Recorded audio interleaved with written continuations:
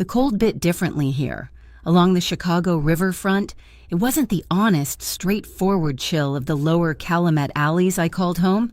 This was a wealthy cold, a glittering, indifferent cold that whipped off the half-frozen river and scoured the pristine glass of the Northline Crown.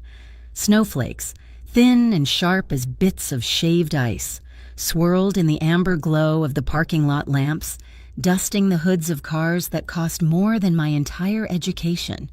My own breath plumed in front of me, a temporary ghost in the Arctic air.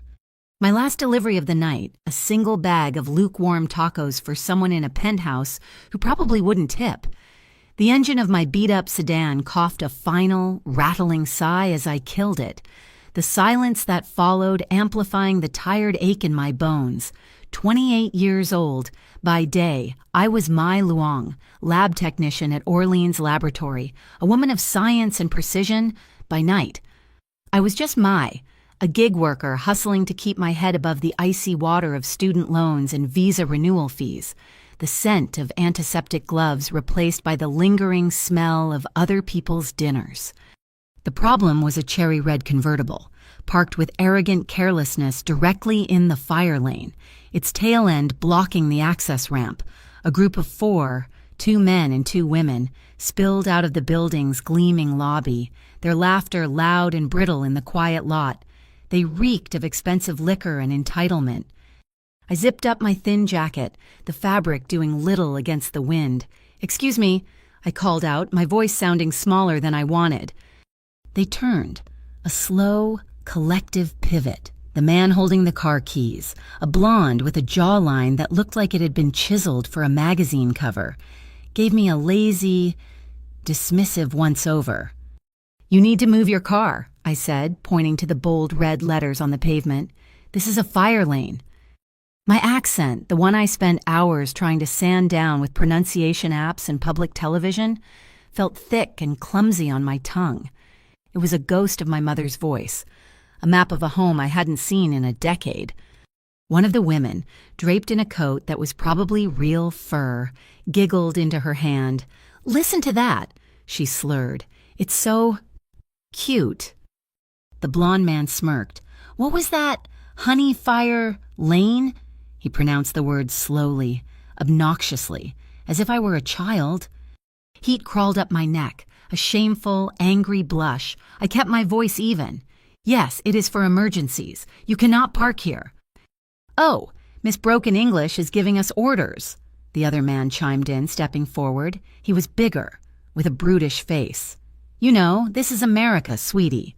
We park where we want." I bit the inside of my cheek, the metallic tang of blood a small, sharp anchor in the rising tide of humiliation. My hands, shoved deep in my pockets, curled into fists. I had practiced this 1,000 times in front of the mirror, the calm expression, the steady gaze, the refusal to let them see they'd landed a blow. I was a professional. I was logical. I would not let them crack me. "Just move the car, please," I repeated, my voice tight. "It's the law." That's when the world went silent. A car had appeared behind me. It hadn't made a sound, not a crunch of snow, not a whisper of an engine. It was a black sedan, so polished it seemed to drink the light, reflecting the falling snow as distorted streaks. There was no license plate. It was a void, a piece of the night that had detached itself and glided to a stop. The tinted rear window slid down with a faint, electric hum. A man sat inside, his face partially obscured by shadow, the cold air from outside steaming around the opening. He wasn't looking at the drunken group. His eyes were fixed on me. They were dark, steady, and held a stillness that was more unnerving than any threat. He was about 35, with a severe haircut and the kind of tailored overcoat that bespoke quiet, immense power. He didn't speak. He simply lifted a hand and pointed a single elegant finger toward the passenger side of his car. It wasn't a suggestion. It was a command. The group in front of me fell silent, their drunken bravado evaporating. They stared at the car, then at the man, then back at me, a new, confused apprehension dawning in their eyes. The man's gaze didn't waver. He opened his door from the inside and stepped out. He moved with an unnerving grace, his expensive leather shoes making no sound on the snow-dusted asphalt. The driver's door opened simultaneously, and another man, broad-shouldered and watchful, emerged, his eyes scanning the entire parking lot in a single, professional sweep. "You don't need to prove anything to them," the first man said, his voice a low, resonant baritone that cut through the cold air. It was a voice accustomed to being obeyed. He walked to the rear door of the sedan and opened it for me, an invitation, an extraction. The big one, the one who'd called me sweetie, seemed to recover a sliver of his courage. Maybe it was the alcohol. Maybe it was pure stupidity. He took a step toward me, a sneer twisting his lips. "What, is this your pimp?" he grunted, and then he did it. He hawked and spat, a gob of saliva landing directly on the toe of my worn-out boot. I froze, the indignity of it a cold, hard knot in my stomach, but before I could even process the violation, a shadow fell over the man's face. The man from the car, Silas, I would learn his name had moved between us. He hadn't rushed, he had simply arrived. He didn't touch the guy. He didn't raise his voice. He just stood there, his presence sucking all the oxygen from the air around him. "The fire lane," he said, his voice dropping to a near whisper, yet carrying with absolute clarity, "is to save your mother's life, not for your cheap car to park." The man's face went pale. The insult about his car, an afterthought, seemed to hit him harder than any physical threat could have. He looked down at Silas's immaculate shoes, then at his own spit on my boot, and he visibly shrank. Just then, the security gate to the North Line Crown slid open with a buzz, and a patrol car from the Metropolitan Vice and Ports Commission rolled past, its headlights sweeping across the tense tableau. Silas didn't even glance at it. He gave a slight, almost imperceptible nod to his driver, Evan Rook, who was already behind the wheel. Silas held the door for me, his eyes never leaving mine. I didn't know what else to do. I got in. The door closed with a heavy, satisfying thud, sealing out the world. The car pulled away from the curb in a smooth, silent arc, leaving the group of residents standing there, suddenly small and sobered under the unforgiving lights. The interior of the car was a sanctuary of quiet warmth. It smelled of cold, expensive leather, and a faint, spicy scent of cinnamon. I clutched my frayed delivery backpack on my lap like a shield, my heart hammering against my ribs. I was in a car with no plates, driven by a man who radiated danger, and I had no idea why. Why would a man like that intervene for a delivery driver being harassed in a parking lot? He didn't speak for several blocks, letting the city lights slide over the tinted windows. I stared out at the blur of traffic, the swirling snow. "You work at Orleans Laboratory," he said finally. It wasn't a question. "You filed your H-1B visa extension application 17 days ago." A jolt of pure ice shot through my veins. I turned to look at him fully for the first time. In the dim light of the cabin, I could see his features more clearly, a strong, angular jaw, a straight nose, eyes that missed nothing. He knew my name. He knew where I worked. He knew my immigration status. "I'm not threatening you," he said, as if reading my mind. His calmness was the most threatening thing of all. "I'm offering you a temporary job." My phone, resting on my knee, buzzed. I glanced down, a text from an unknown number. "Talk less if you don't want the City Integrity Unit checking your papers." My blood ran cold. The CIU, they were the city's internal affairs, notorious for their ruthless investigations. But they also had a reputation for being used as a political weapon, for making problems and people disappear under mountains of bureaucratic scrutiny. I looked from the phone back to the man beside me. Was this his message? A two-pronged attack of fear and false salvation. He seemed to notice the shift in my expression. He reached into the inner pocket of his overcoat and produced a business card. It was thick, cream-colored cardstock, completely blank except for a phone number embossed in stark black lettering. No name, no company, no logo. "When they mock your voice again," he said, placing the card on the seat between us, "call me." My survival instincts, honed by years of navigating a new country alone, screamed at me. This was a trap. This was a world I wanted no part of. "I don't want a job," I said, my voice shaking slightly, "and I don't need your help. Please, just let me out here." He looked at me for a long moment, his expression unreadable. Then he nodded to his driver. The car slowed and pulled over on the Halberd Bridge. The wind howled outside, rattling the steel structure. Through the window, I could see the city lights reflecting off the dark, ice-choked river below, the falling snow looking like salt sprinkled over a vast, frozen wound. I didn't hesitate. I grabbed the card, my backpack, and pushed the door open. Desperate for the cleansing bite of the cold air, I needed to be out of that car, away from its suffocating quiet and its dangerous occupant. I stepped onto the sidewalk and slammed the door shut. As I turned to hurry away, his window slid down again. "People attack what they think is weak," Silas Arguello said, his voice quiet but carrying over the wind. "You're not weak. They just haven't paid the price yet." Then the window slid up, and the black sedan disappeared into the snowy Chicago night, leaving me alone on the bridge, the blank business card cold in my hand, and his words echoing in my mind like a prophecy. The Halberd Bridge felt a world away.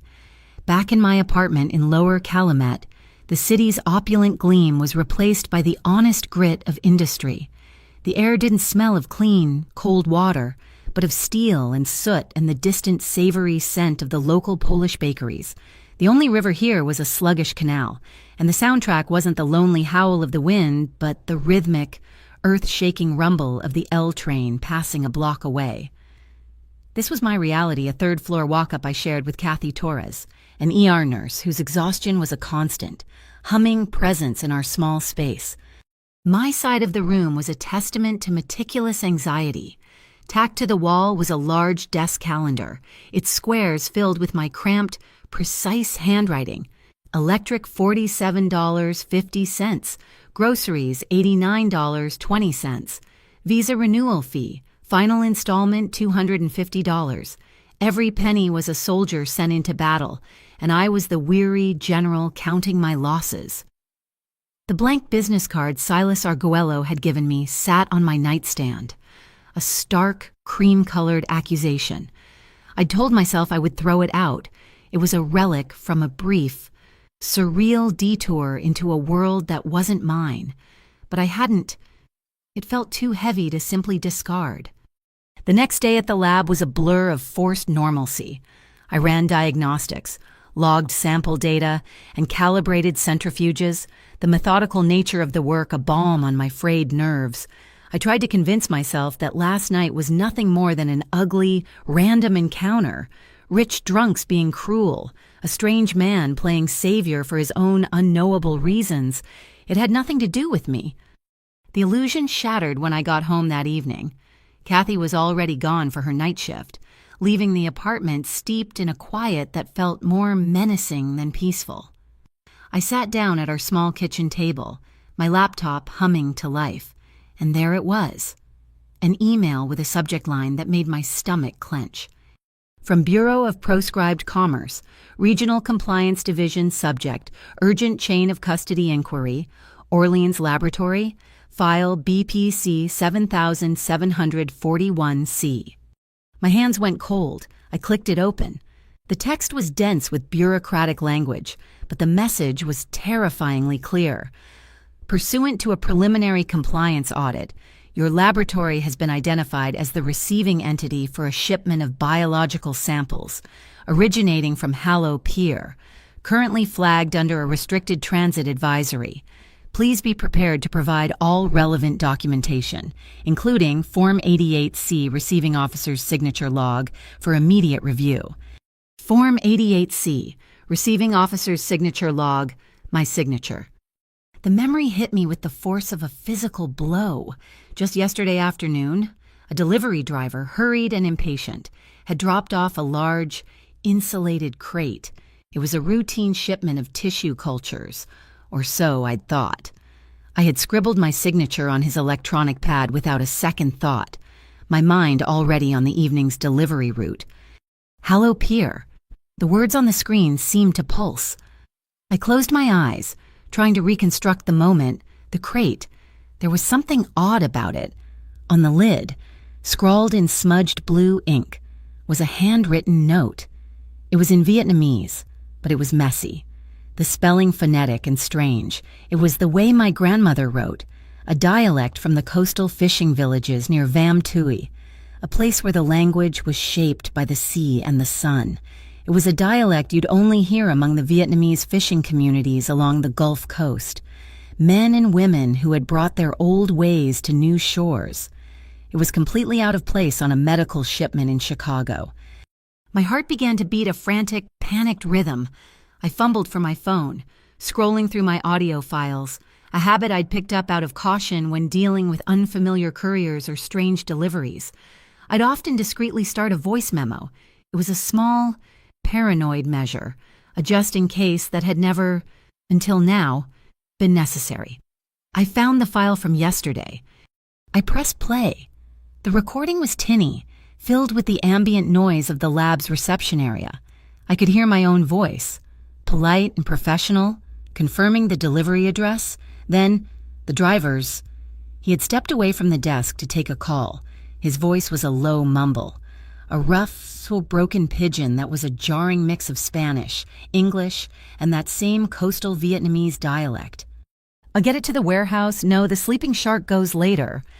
I leaned closer, straining to hear over the static. My time teaching English as a second language at the local church had exposed me to dozens of fractured dialects. I could pick out words, piece together fragments of meaning others would miss. MVPC sniffs around, but the shift change is the key. Tell him the cargo is clean for now. Sleeping shark, it was slang. But for what? It sounded like something a fisherman would say. My mind raced, trying to connect the pieces. A restricted shipment, a strange dialect, a coded conversation.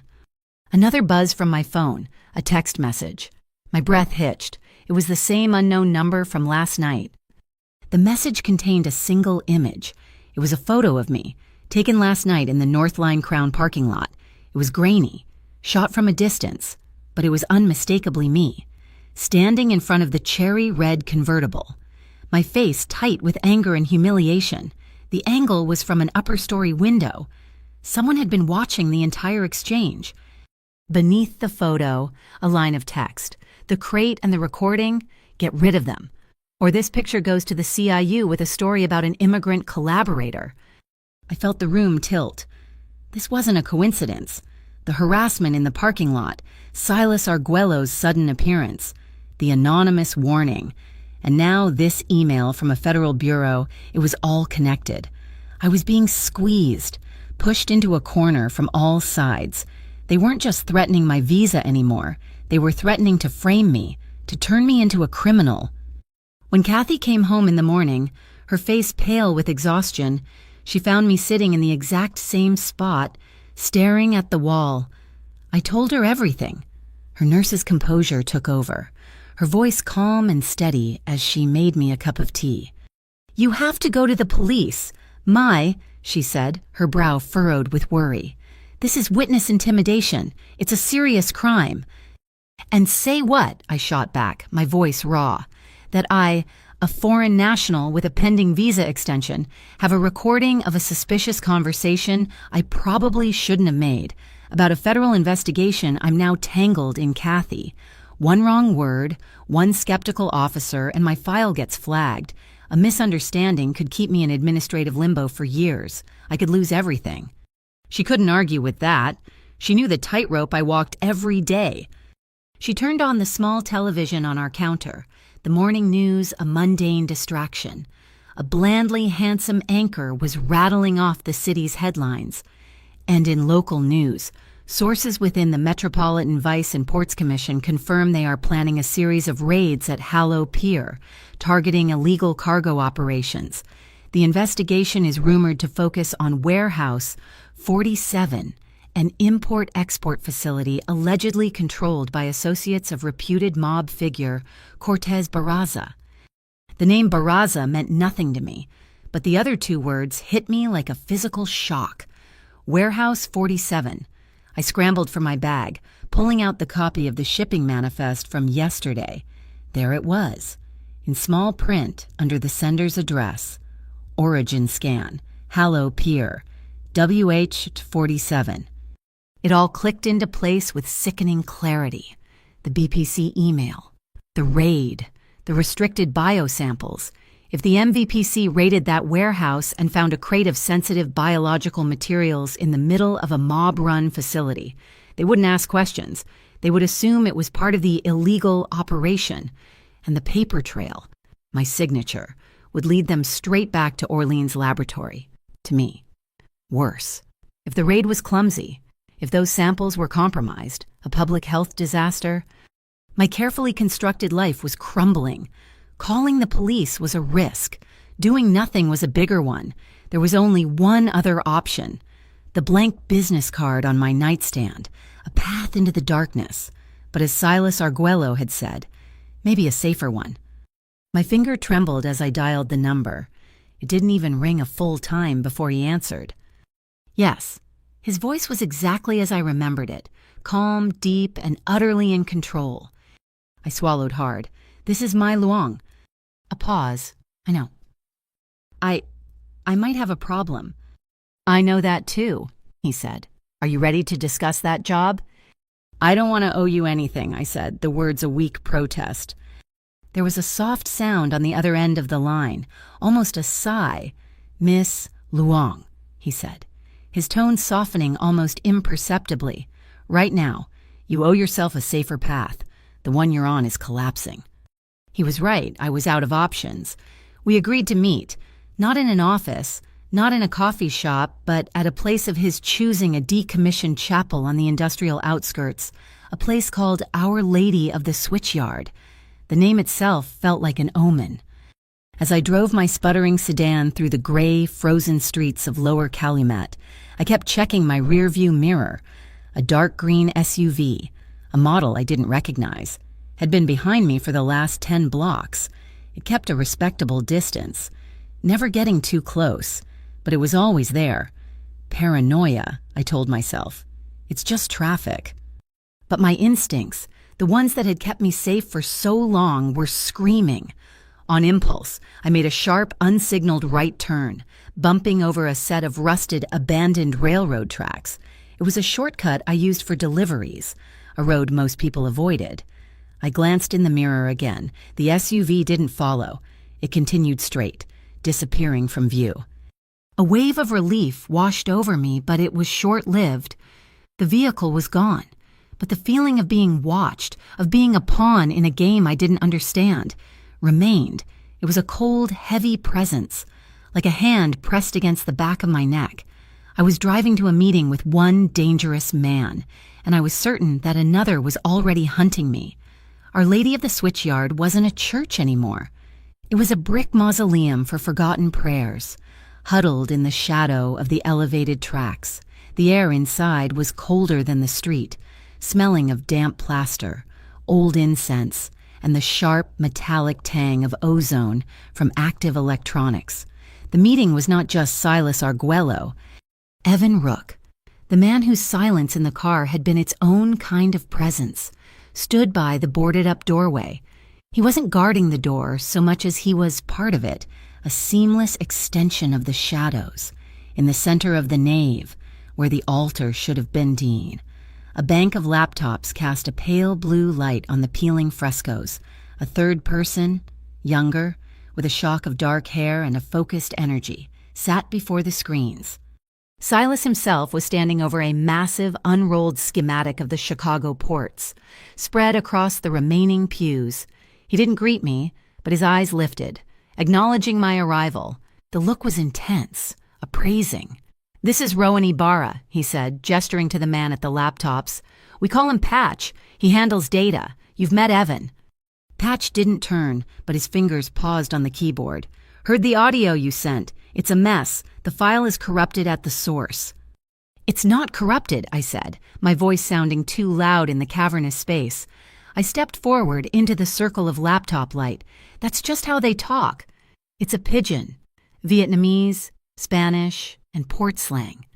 Silas moved from the map, his attention now entirely on me. You sent the file. You held back the translation. I held back my analysis. I corrected him, pulling my phone from my pocket. My hands were shaking, but I forced them steady.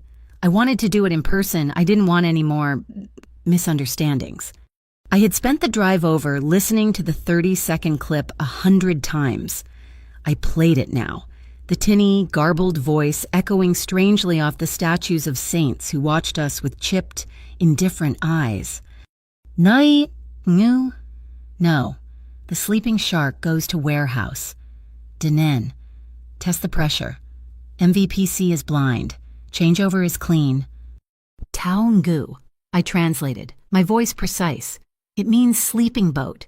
But he corrects himself. He says sleeping shark. Kamapungu. It's slang. I used to hear it from the Gulf fishermen who came to the ESL classes. It's what they called the old oxygen compressors on their boats. The ones they used for deep water traps. They were loud, unreliable, and looked like a shark's head. Patch had stopped typing. He was listening. He mentions pressure and warehouse, I continued, the pieces locking together in my own mind as I said them. This isn't narcotics. Mr. Arguello. They're moving medical equipment, and they're modifying it. Silas's expression didn't change, but a new, cold light entered his eyes. He understood. He looked at Patch. Barraza has a holding company, Aldora Medical Supply, registered 3 months ago. They're not just modifying them, I said, the full, sickening weight of it landing on me. That driver was talking about Hallow Pier, Warehouse 47. My lab received a crate of biological samples from there yesterday. That dialect. It's a closed community. They wouldn't use it on a legitimate shipment. They're using the biosample crates to hide the real cargo. They're swapping the contents. Silas finished the thought, his voice flat, and sending the real equipment, the functional compressors, to a black market. The ones left in the crates, the sleeping sharks. They're faulty, I whispered. Junk, repainted to look new. They're being sent out to a network of low-income clinics, patients who need pure, pressurized oxygen. They'll get a tainted supply. They'll get intermittent pressure. It could cause respiratory failure. Silence descended, heavy and absolute. Evan Rook had turned from the door, his face a mask of stone. Patch let out a low whistle. The Bureau of Proscribed Commerce, as Silas said, turning back to me, is not a random audit. They were tipped off. They will come to Orleans Laboratory. They will check the chain of custody. And they will find your signature, Miss Luong, on a shipment that is now linked to a public health crisis and Cortez Barraza's illegal operation. You won't be a witness. You'll be the designated scapegoat. My stomach turned to ice. He was laying my entire future out on a mortuary slab, the anonymous texts, the BPC email. It was all designed to pin this on me. I need to hire a lawyer, I stammered, my mind grasping for the procedures I'd memorized from immigration websites. You need more than a lawyer, Silas countered. You need this to go away, and for that, I need you. He stepped closer, didn't invade my space, but his presence was consuming. I am offering you a job. 72 hours, you will be my ears, my voice, and my eyes inside a community my people cannot touch. This slang, this dialect you understand. It's a key. Barraza is using it to build his operation, believing no one is listening. You will listen. And what? I challenged him, my fear hardening into anger. You'll have Evan. Silence them. I saw you in that parking lot. I saw how he moves. Evan's eyes flicked to mine, but he said nothing. My business has rules, Miss Luong, Silas said, his voice level. We do not generate chaos. We manage it. What Barraza is doing endangering civilians, the sick, that is chaos. It's bad for the city. It's bad for my business. I have one condition, I said, my voice shaking but firm. I won't be party to hurting anyone. No innocent people, no collateral damage. If I see it, if I even sense it, I walk. I'll take my chances with the BPC. I expected him to argue, to intimidate, to dismiss me. Instead, he looked at Evan, then at Patch, then back at me. He nodded. Agreed, in front of my team. No harm will come to any civilian on your word. The speed of his agreement was almost as disorienting as a threat. He turned to the map. The tempo in the room shifted. It was no longer a negotiation. It was a briefing. Barris Nova's front is the Aldora container yard, Silas said, tapping a red circled area on the schematic. They move the equipment through there, disguised as scrap metal. You're going in. How? I asked. I can't just walk in. You can, Patch said, finally turning to face me. His eyes were bright, intelligent. You're going to be a day laborer looking for cash work. You're from a Gulfport family. Just moved up, trying to send money home. Your accent, he said, not unkindly, is your cover letter. It makes you invisible and authentic at the same time. While you're inside, Silas continued, we handle the other problem, your visa. He slid a piece of paper across the pew. Astor and Pike. They're the best civil and immigration firm in the city. A retainer has been paid. They will file an immediate injunction against any BPC or CIU inquiry, citing potential bureaucratic harassment of a foreign national. It will wall you off. Astor and Pike. I knew the name. Their offices were in the most expensive towers downtown. Relief. So sharp and sudden it made me dizzy. Flooded my system, a legal shield. I wouldn't be fighting this alone. I didn't know then that Pike was a name that would come back to haunt me, that this shield was part of a larger, dirtier game. Right then, it just felt like breathing. Silas pushed a small, slim-line phone across the wood. This is yours. It's encrypted. No GPS, no tracker. It only calls 2 numbers, mine and Patch's. It needs a passcode, a spoken one, something you'll remember. I thought for a moment, my mind going back to my childhood, to the poems my mother made me memorize. I chose a line from an old, sad poem about loyalty and home. I spoke the Vietnamese words softly into the receiver. Silas watched me, his expression unreadable, and then, in a low, quiet voice, he repeated the line. His pronunciation was perfect, not just accurate, but perfect. He had the tones, the cadence, the soft, breathy stop of the final consonant. It was the accent of a native speaker. My heart didn't just stop. It felt like it seized in my chest. This man, this American mob boss, spoke my language, not the broken pidgin of the ports, but the clean, educated language of my parents. He had listened to me, truly listened, and mirrored me perfectly. It was the most intimate, terrifying thing I had ever experienced. I snapped my head up, my eyes wide, and he just looked back, holding my gaze, offering no explanation. We trained, Tar, he said, breaking the spell. He turned to Evan. Signals. For the next 20 minutes, they drilled me. These were not the clumsy signals of a movie. They were soft signals. Evan called them. Actions so normal they were invisible. If I saw men I recognized as Barraza's security, I would brush my left sleeve, as if checking a watch.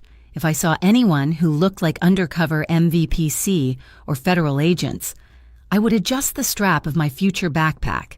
Simple. Deniable. The meeting was over. The plan was set. I felt like I was standing on the edge of a cliff, about to take a step into the void. As I turned to leave, Silas's voice stopped me. Miss Luong. I faced him. The laptop light cast his face in harsh angles. You said people mock your voice. I stiffened. The memory of the parking lot, the sting of misbroken English, still fresh. Yes. When? He asked. At what moments do they laugh? I thought about it. The parking lot. The time I tried to correct a professor in college, the time I argued about a mistaken bill. The answer was clear. When I have the most reason to be right, I said. A smile, thin as a razor's edge, touched the corner of his mouth. Good, he said. Tomorrow you'll have a lot of right reasons. I walked out of the chapel, Evan Rook a silent shadow behind me. As I reached my car, parked in the alley, a sudden glare swept across the cracked facade of the church. A vehicle, turning at the end of the street, its high beams cutting through the darkness. The light caught the stained glass window of the Virgin Mary, illuminating her in a halo of garish green and red for a split second. It was a dark green SUV, the same one that had followed me here. Before I could even process the fear, Evan's hand was on my arm. "Not your car," he said, his voice a low growl. He steered me past my sedan to the black car waiting in the deeper shadows, Silas's car. Silas himself was already exiting the chapel's side door, moving with that same liquid speed. He got into the driver's seat. Evan opened the back for me. "They know we met," I whispered as the door shut.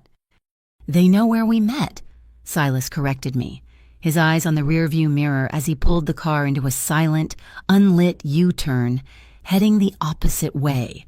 "It just means we're accelerating the timeline." The Aldora container yard was a symphony of industrial violence.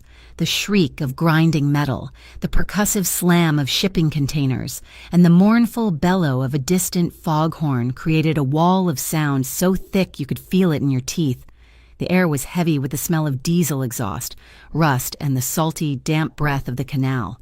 Compared to the sterile, controlled silence of Orleans Laboratory, it was a different planet. This was a place of raw, sweaty, blue-collar labor, a world where you were measured not by your intellect, but by the strength of your back and your ability to become invisible. I wore a high-visibility vest that felt like a target, and in my hand was a folded piece of paper, a work referral forged by Patch. It was a masterpiece of mundane deception, complete with a fake company letterhead and a coffee stain that looked years old. I was no longer Mai Luang scientist. I was Lien, a recent arrival from a Texas fishing town, looking for under-the-table work to send back to a family that didn't exist. The foreman's office was a cramped shack vibrating with the yard's chaotic energy. A man who looked like he'd been carved from driftwood sat behind a scarred metal desk.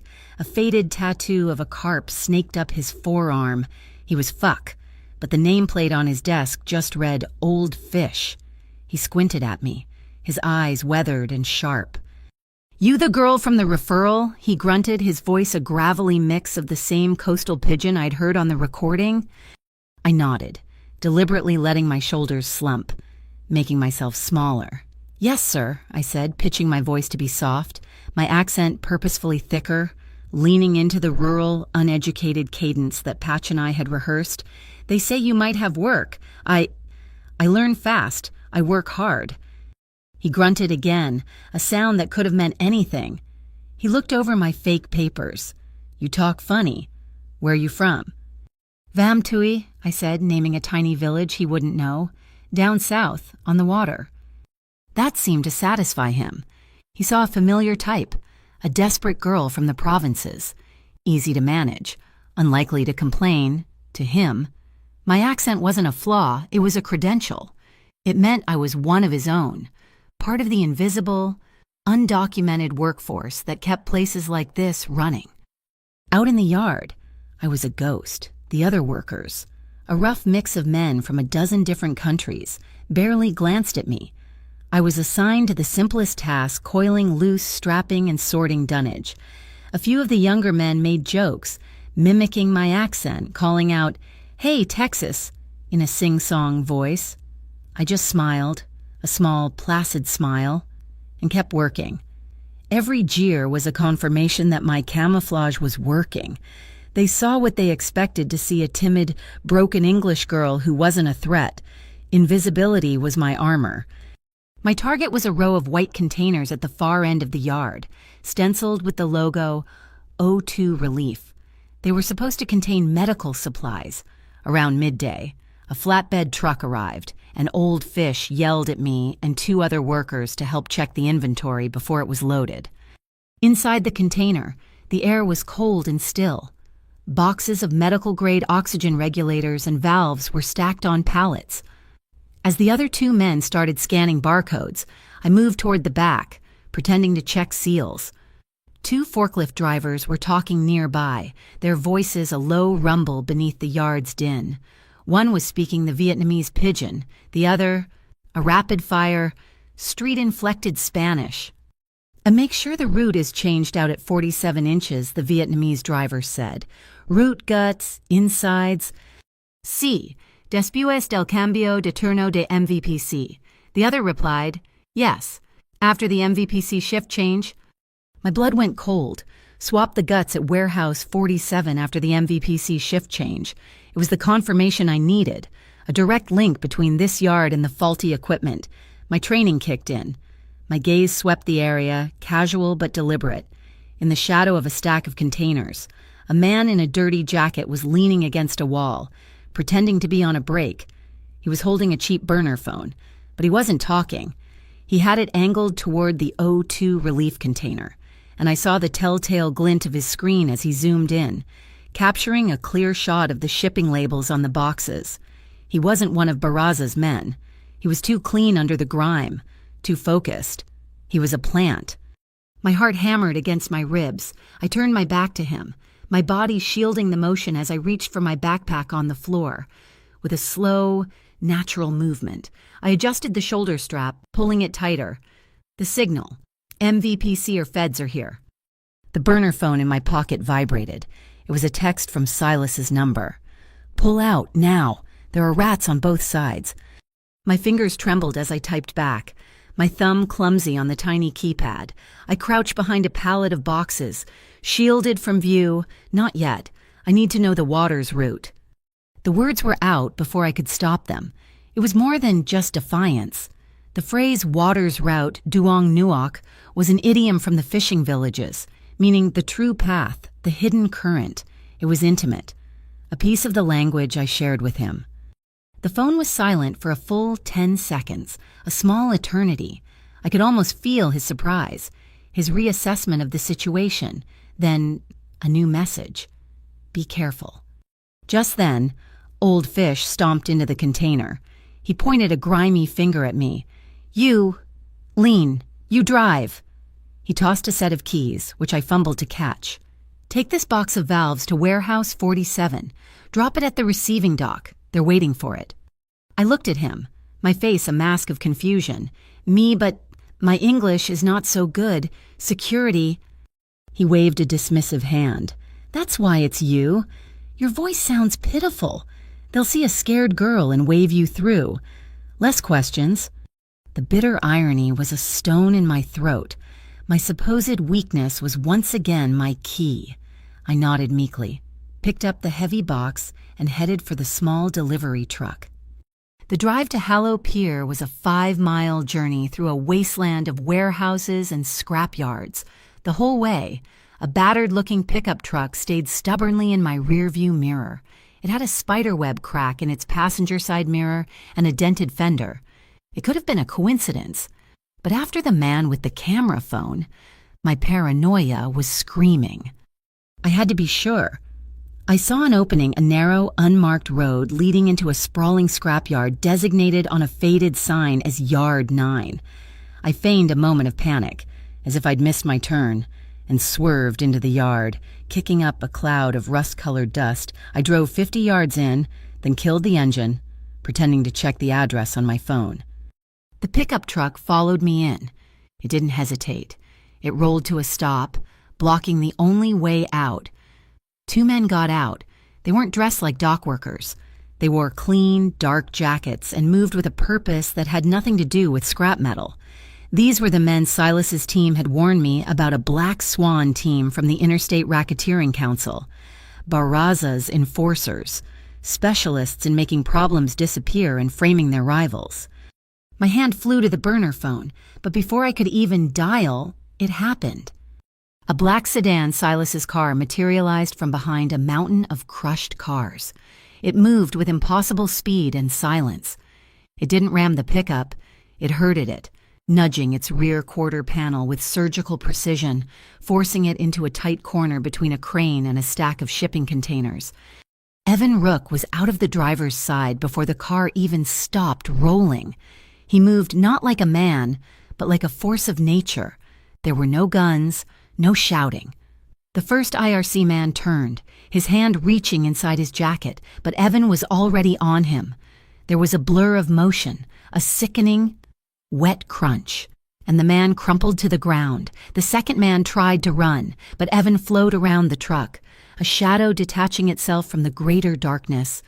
A quick, brutal sequence of locks and holds, and the second man was on his knees, his arm bent at an impossible angle, his face a mask of agony. It was over in less than 15 seconds. It was the most terrifyingly efficient, silent and clean display of violence I had ever witnessed. I sat frozen in the delivery truck, my knuckles white on the steering wheel, a cold dread seeping into my bones. This was their world. This was the management of chaos. Evan didn't even look at me. He spoke into his wrist, then got back in the sedan and was gone, leaving two incapacitated men in the dust. Shaking, I restarted the truck and drove to warehouse 47. At the gate, just as Old Fish had predicted, the guard took one look at my nervous expression, heard my hesitant, heavily accented explanation, and waved me through with a bored sigh. Inside, the warehouse was strangely quiet. I saw immediately that half of the ceiling-mounted security cameras had their indicator lights off. They were dead. I found the receiving dock, a corner piled high with more O2 relief crates. One of them was open. I peered inside. The oxygen compressor within looked new, gleaming under the weak warehouse lights. But the air around it was wrong. It didn't have the sterile, plastic smell of new medical equipment. It smelled faintly of cheap spray paint and the sweet, cloying odor of machine oil. On the side of the unit, I saw at a tiny seam where a new plate had been welded on, the paint just a shade brighter than the rest of the casing. This was the nest. This was where the swap happened. I put the box of valves down next to the crate. My heart was a frantic drum against my ribs. From my pocket, I took the thick black marker I'd brought. My hand was steady, on the cool metal side of one of the new valves, in a place that wouldn't be immediately obvious. I drew a single, small character. Sleep. The signal was sent. The sleeping sharks are here. The swap is confirmed. I turned and walked out of the warehouse, leaving the word behind me in the darkness, a silent testament to the truth. The moment I was clear of Hallow Pier, I pulled into the unlit parking lot of a closed-down diner, the cracked plastic face of its smiling mascot, a ghostly sentinel in the dark. My hands were still shaking from the encounter at Yard 9, from the quiet, terrifying efficiency of Evan Rook. I took a steadying breath, the air tasting of cold metal and fear, and sent the text. The sleeping shark has the sleep stamp. The reply was instantaneous, a single word, acknowledged. The next meeting was in the back of a refrigerated meat truck in the Fulton Market District. The chill in the air, a familiar partner to the cold dread coiling in my gut. This time it was just Silas and Patch. The schematic of the port was gone, replaced by a complex flowchart on Patch's laptop screen. This was no longer about finding the problem. It was about orchestrating the solution. "Barraza is overconfident," Silas began, his voice a low hum that didn't carry past the truck's insulated walls. "He believes his pidgin dialect makes him a ghost. We're going to use that ghost to haunt him." He outlined what he called Plan B. It wasn't a backup. It was the primary assault. "The MVPC is a blunt instrument," he explained. "A full raid on Warehouse 47 is too messy. They'll contaminate the evidence. And Barraza will have time to bury the trail. So, we don't give them the whole meal. We give them a single appetizer." Patch pointed to a name on his screen, Rhea Dax, independent journalist for the Riverline Tribune. She's hungry, smart, and has a source inside the MVPC's clerical department. We're going to feed her source an anonymous tip. "The tip," Silas continued, "will be about a single crate of legitimate, high-grade oxygen compressors scheduled for delivery out of Warehouse 47, a crate that doesn't exist. When the MVPC moves in to intercept it, they will accidentally stumble upon one of Barraza's tampered units, a single faulty compressor. It's a small fire, but we're going to give it all the oxygen it needs to become an inferno." The complexity of it was dizzying. It was a multi-layered deception designed not just to expose Barraza, but to control the narrative from the very beginning. While the MVPC was chasing the bait, Silas would be making another move. "I have a back channel to the City Integrity Unit," he said, his eyes locking onto mine. "They're political animals. They care about optics and high-profile wins. I'm going to offer them a deal. We provide them with the technical data from your lab anonymized, of course, proving the equipment is faulty. We give them the voice memo. We give them Barraza on a silver platter. They get to be the heroes who broke the case. In return..." He paused. "They will never hear the name Mai Luong, your file, your visa application. It becomes untouchable." It was a staggering display of underworld diplomacy. He was leveraging one corrupt system against another, with me as the protected prize. "To ensure Barraza doesn't know where the leak came from," Patch added, his fingers flying across the keyboard, "I'll be feeding disinformation into the Longshoreman scheduling network. A fake transfer manifest, a ghost shipment scheduled right during the MVPC shift change. When the raid happens, Barraza's people will assume the leak came from the night crew, from the inside. They'll start a witch hunt, and he'll be too busy cleaning his own house to see the real threat." The plan was brilliant, terrifying, and it was already in motion. But as I left the market district, a heavier, more personal weight settled on me. The next day, I had my weekly volunteer shift at the community church where I used to teach my ESL class. Father Ann, a kind man with worry etched into the lines around his eyes, pulled me aside after the service. "The community is worried," he said, his voice low. "Mrs. Nguyen's husband, his emphysema is bad. The clinic he goes to, their oxygen machine has been unreliable. They say he's had 2 episodes this week. People are scared. They're telling them it's a supply chain issue, but..." He trailed off, his gaze searching mine. I felt a hot, helpless anger rise in my throat. This wasn't a flowchart on a laptop anymore. It was Mr. Nguyen, who always brought me a sweet bun from the bakery. It was the families I taught, the people whose struggles I knew intimately. This plan, our plan, had to work, and it had to be fast. I was shelving books in the church's small library when I saw him, Silas, and he was standing by the entrance, dressed not in his usual tailored overcoat, but in a simple dark sweater and slacks. He looked utterly out of place, a wolf in a sheepfold. He spoke briefly with Father Ann, then placed a thick manila envelope on the welcome desk before turning and leaving as silently as he had appeared. Curiosity overriding caution, I walked over after he was gone. Father Ann was staring at the envelope, his eyes wide. I peeked over his shoulder.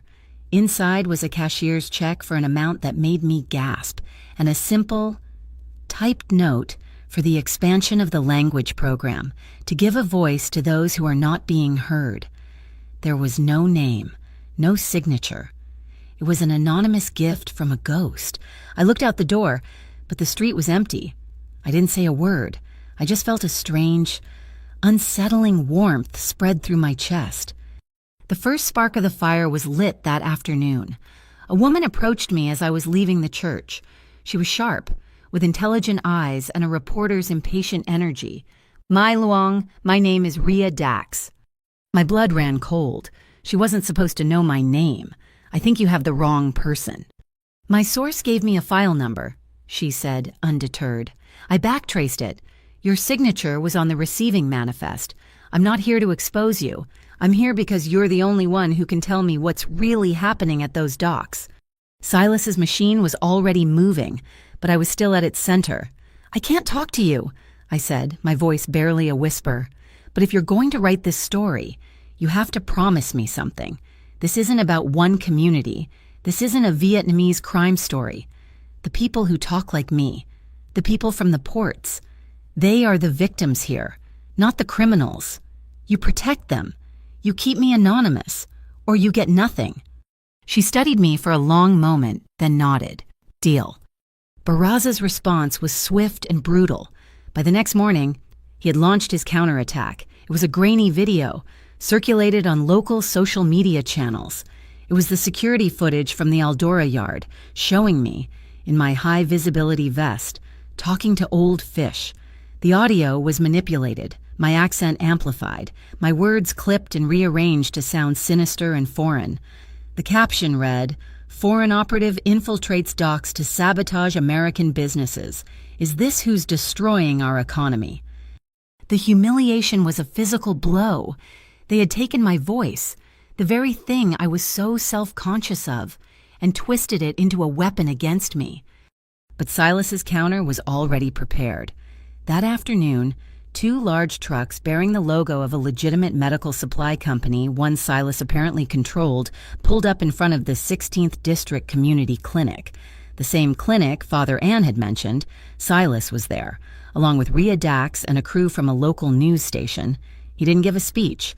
He simply opened the doors of the trucks, revealing brand new, top-of-the-line oxygen compressors.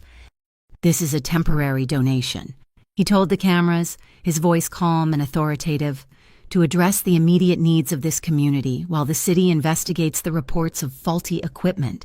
He then produced a document, a technical analysis report from Orleans Laboratory, detailing the precise pressure failures and oxygen impurity levels found in a sample unit. At the bottom was a scientific attestation. My signature. I hadn't been named, but I had provided the proof. He had weaponized my science, my truth, against their lies. The story exploded. The MVPC, pressured by the public outcry, launched their raid on Warehouse 47 that evening. As planned, they found a single faulty unit. Rhea Dax's article, citing the anonymous lab report and the accidental discovery, went viral. The Bureau of Proscribed Commerce, facing a public relations nightmare, had no choice but to announce a full, interagency investigation into medical device fraud at the ports. The bait had been taken. I allowed myself a single, fleeting moment of relief. It felt like we had won. The relief was shattered by a phone call from my new lawyer, Mr. Astor. His voice was strained. There's a problem, a big one. A federal judge has just issued a series of warrants. They're not for Barraza's warehouses." "Who are they for?" I asked, my heart sinking. "They're for every known asset and property of the Arguello organization," he said. "The judge is citing potential evidence tampering in an ongoing federal investigation. They're freezing him, cutting him off at the knees. The judge's name is Harrison Pike." The name hit me like a physical blow. Pike, as in Astor and Pike, the firm Silas had hired to protect me. I found Silas in a darkened office overlooking the city. He was staring out at the skyline, a copy of the warrant on the desk beside him. He wasn't angry. He wasn't panicked. He was perfectly, unnervingly calm. "Astor's partner is the judge's cousin, Ina," I said, the words feeling like ash in my mouth. "The shield you gave me. It was a listening post. They were watching you through me." He turned from the window, his face unreadable in the shadows. "Pike is on Barraza's payroll, and he was always the fail-safe. Barraza gets cornered. Pike steps in and turns the legal system against me. He's baiting me, trying to force me to make a mistake, to reveal my hand." He picked up the warrant, holding the paper as if it were meaningless. A slow, cold smile touched his lips. "Good," he said, the word a blade in the quiet room. "Tonight we'll put a different head in the noose Barraza's." The world outside had dissolved into a maelstrom of wind and snow. The chaos of Judge Pike's warrant, of Barraza's unseen network, felt both a million miles away and pressing against the frosted glass of Locke and Page, the community bookstore. My small sanctuary of quiet and order had lost power an hour ago. Now, it was just me, a single emergency flashlight, and the lonely sound of the blizzard trying to tear the city apart. I was supposed to be sorting donations, but instead, I sat huddled in a nest of blankets on the reading rug, too exhausted to move, too wired to sleep. Every creak of the old building was the sound of footsteps. Every howl of the wind was a siren. A soft, rhythmic tapping on the glass door cut through the storm's noise. My heart leaped into my throat. I grabbed the heaviest book I could find, a dense historical atlas, and crept toward the entrance. Through the swirling snow, I could make out a dark, familiar shape. Silas. I fumbled with the locks and pulled the heavy door open, letting in a blast of Arctic air. He stepped inside, shaking the snow from his overcoat, his presence instantly shrinking the cavernous, dark space. He wasn't carrying a weapon. In one hand, he held a powerful, heavy-duty flashlight. In the other, a brown paper bag that smelled heavenly of fresh, hot bread and a small, portable electric heater. "The grid is down in this sector," he said, his voice a low, calm anchor in the storm. "I thought you might be cold." He didn't wait for a reply. He scanned the room, found a clear, safe spot on the hardwood floor, far from any books or rugs, and set down the heater. I watched as he checked the safety sensor on the bottom, making sure the automatic shut-off was functional before he plugged it into a portable power bank he produced from his pocket. It was a small, meticulous action, a moment of quiet, practical care that struck me more profoundly than any grand gesture could have. It was the move of a strategist, a man who assessed risk, but this time the risk was my safety, my comfort. He clicked on his flashlight, placing it on a high shelf so it cast a wide, indirect golden glow over our small corner of the room. The light softened the hard angles of his face, warming the dark intensity in his eyes. He turned to me, and in the quiet, insulated world he had just created, we simply looked at each other. The cold, or maybe the adrenaline, had finally caught up to me. A tremor started in my hands, a fine, uncontrollable shaking. I tried to hide them in the folds of my blanket, but he saw. He took a step closer, his gaze dropping to my hands and then rising back to my eyes. He lifted his own hand slowly, as if not to startle a wild animal. He didn't touch me. He just held it there, palm slightly upturned, an offering in the space between us. He waited for my answer, a silent question hanging in the cold air. I gave a small, almost imperceptible nod. His fingers, warm and firm, closed gently around mine. He didn't pull me closer or make any other move. He just held my hand, his thumb stroking softly over my trembling knuckles until the shaking began to subside, his warmth seeping into my frozen skin. We sank down onto the thick wool rug, our coats still on, the little heater beginning to cast a welcome wave of warmth toward us. We sat in silence for a long time, the only sounds the whisper of the heater and the muffled rage of the storm outside. He never let go of my hand. "Is this okay?" he asked, his voice barely above a whisper. I looked at our joined hands, then up at his face. For the first time, I wasn't thinking about him as a mob boss, or a savior, or a threat. I was seeing the man who spoke my mother tongue perfectly, who brought me a heater and warm bread in a blizzard. I leaned in, took his hand and gently guided it to my chest, placing it over my heart.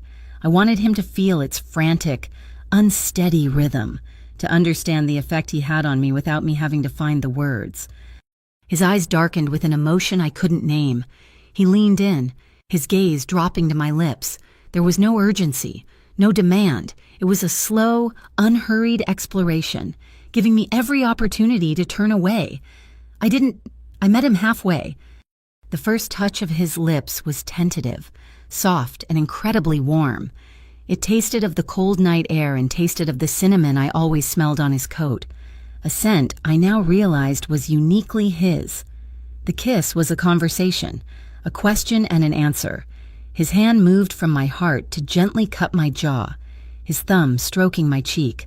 My own hand came up to rest on his shoulder, the thick wool of his sweater a solid, reassuring anchor. He paused, pulling back just enough to look at me, his breath warm on my face. I gave that same small nod, and this time, I was the one who closed the small distance between us, deepening the kiss. It wasn't a kiss of wild passion, but of profound discovery. It was the feeling of finding shelter. Our shoulders relaxed, our breathing synchronized.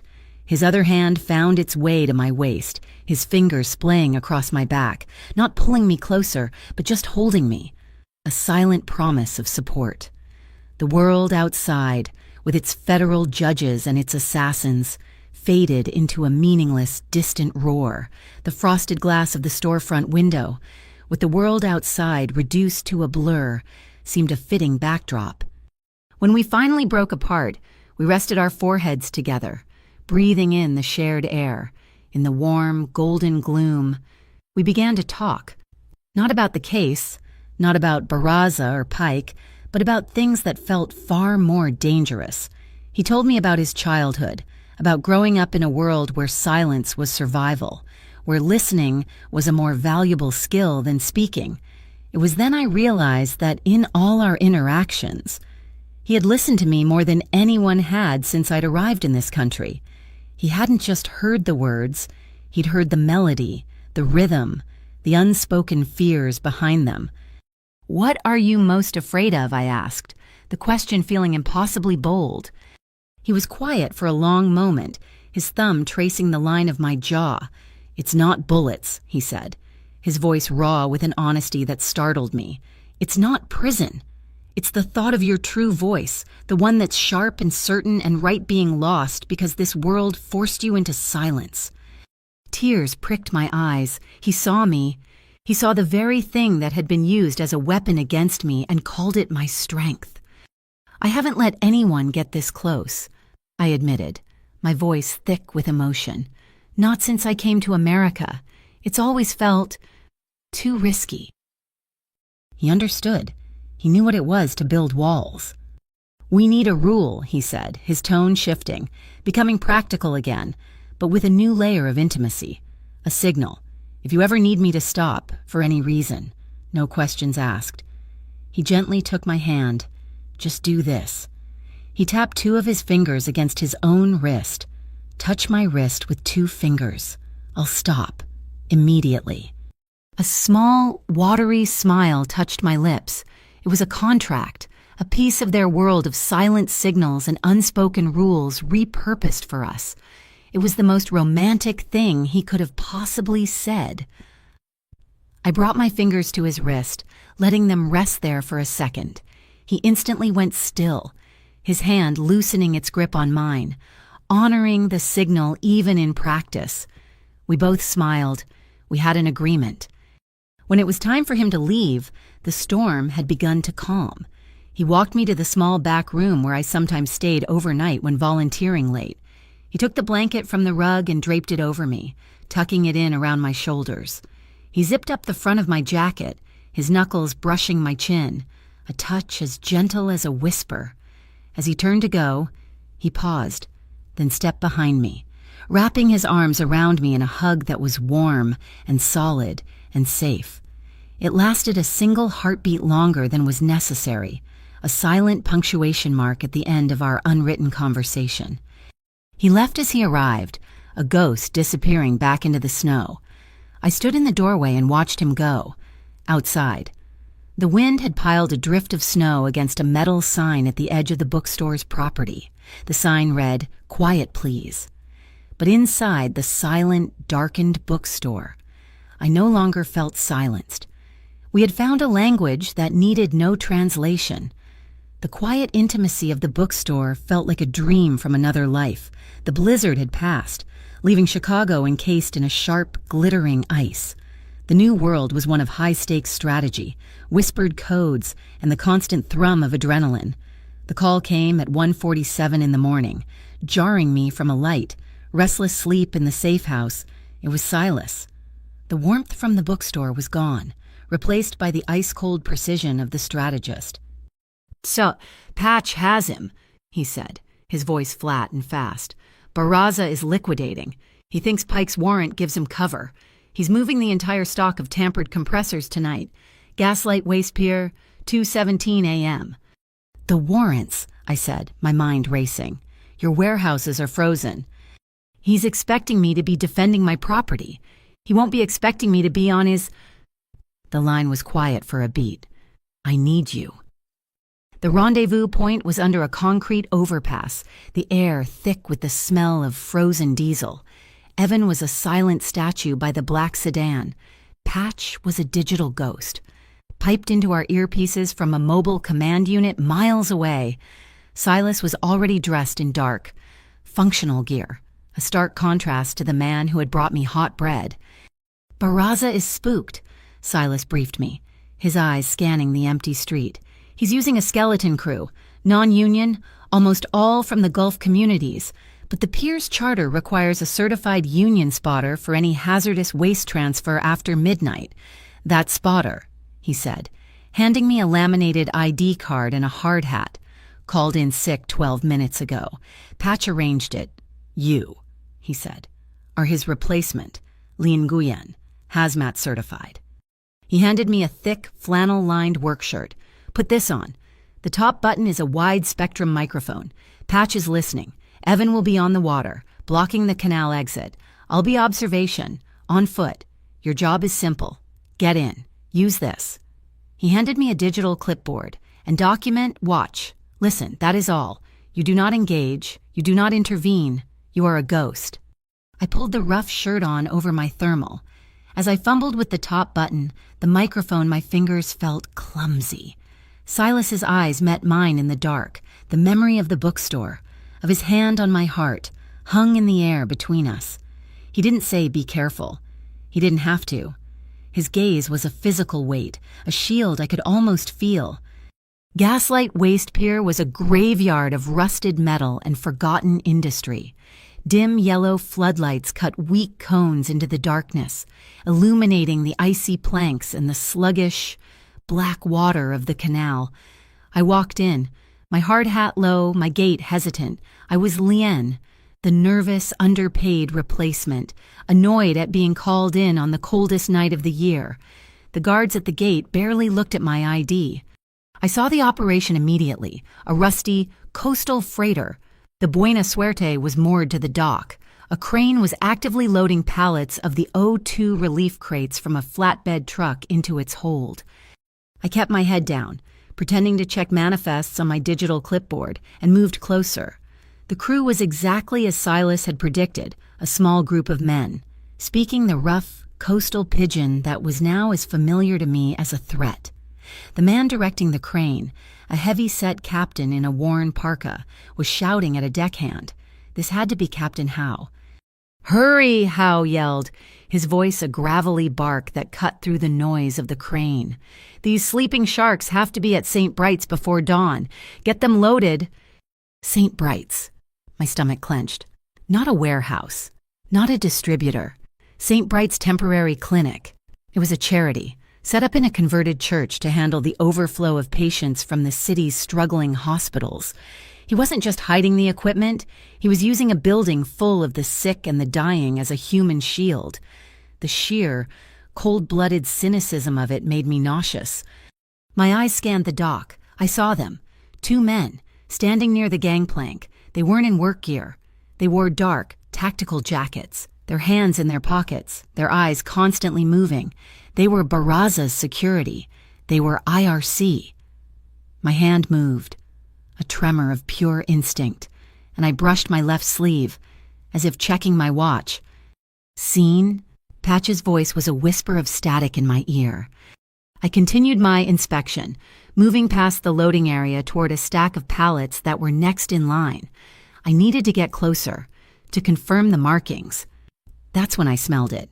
Beneath the scent of diesel and frozen river water, there was a sharp, chemical odor and a sound, a high, thin whistling. I pinpointed it. A pallet of compressed oxygen valves, separate from the compressors, was sitting near the crane's generator. 2 of the valves were leaking, venting pure, pressurized oxygen into the air. The hissing was quiet, but deadly. They were creating a localized, oxygen-rich environment. One spark from the generator, from a boot nail on the steel deck, from a static discharge, and this entire pier would become a bomb. Silas's words echoed in my head, "Do not intervene." But Mr. Nguyen's face flashed in my memory. The families at the church, the sick at St. Bright's. If this pier exploded, the evidence would be gone. The crew would be dead, and Barraza would win. I dropped my clipboard. It clattered loudly on the metal decking. "Oh, no," I yelped, pitching my voice high with my Lian accent. "So stupid. I'm sorry." The guards glanced at me, annoyed, then dismissed me. I bent down as if to retrieve my scattered papers. My back was to the guards, my body shielding my actions. In my pocket was the multi-tool I had started carrying, a relic of my lab days. My fingers, practiced and nimble from years of handling delicate equipment, pulled it free. I opened the pliers. It was crude, but it would work. I grabbed 2 loose scraps of heavy-duty shipping wire from the ground. In one swift, agonizingly precise motion, I clamped the wire around the base of the first leaking nozzle and twisted. The hissing sputtered. I did the same to the second. The sound stopped. Patch's voice was sharp in my ear. My thermal feed just lit up from your position. The pressure signature. It's gone. What did you do? I didn't answer. I gathered my papers, my heart hammering so hard I thought the microphone would pick it up. And then the world lit up. A high-pitched whine descended from the sky. A brilliant, blinding spotlight snapped on, pinning me in its glare. A drone. It hung 20 feet above my head like a mechanical vulture.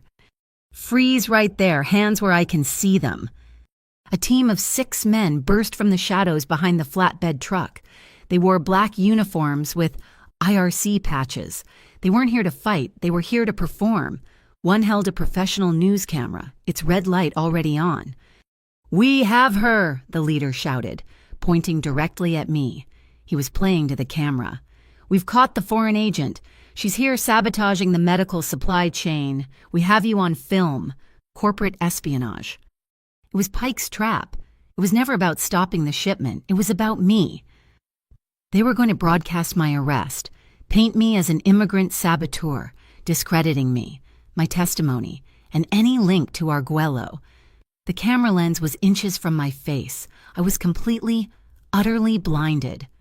"You're live streaming the wrong crime, gentlemen." Silas, he hadn't come from the shadows. He had stepped out of them, as if he were made of the same substance. He was standing at the edge of the spotlight, his face a calm, cold mask.